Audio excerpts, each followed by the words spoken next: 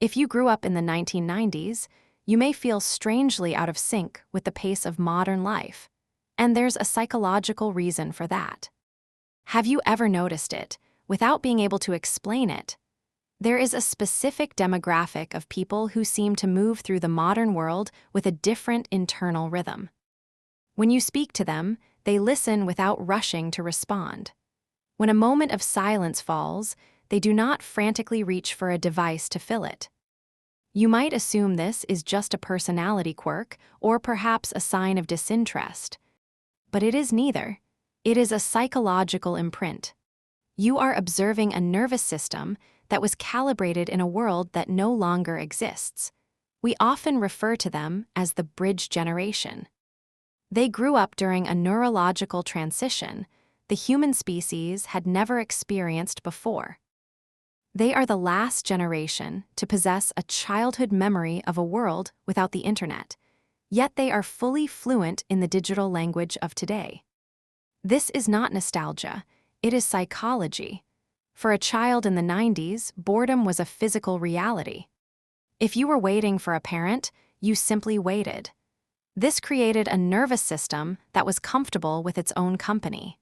Today, we often treat silence as an error, something to be fixed with a screen.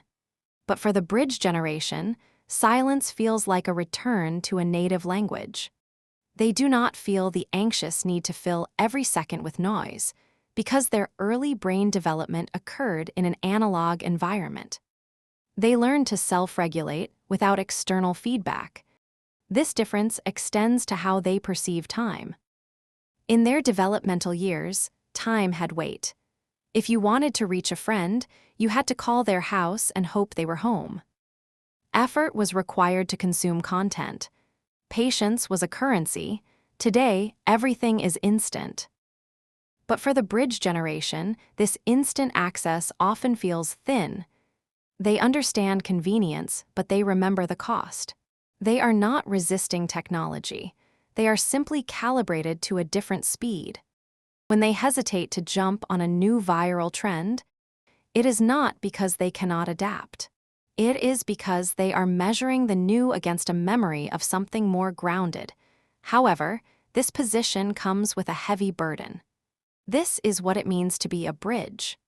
Because they understand both worlds, they never fully belong to either.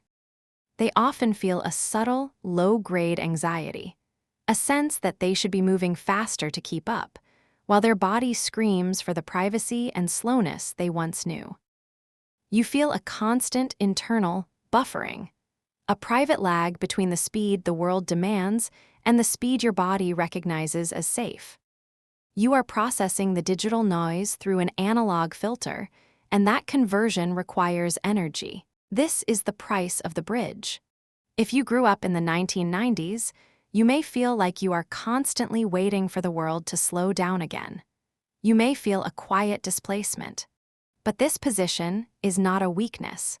Your nervous system holds the blueprint for how to remain human in a digital age. If you grew up in the 90s, what's one moment from your childhood that today's world doesn't really allow anymore? Share your thoughts in the comments below. If you found this meaningful, subscribe so you do not miss future conversations.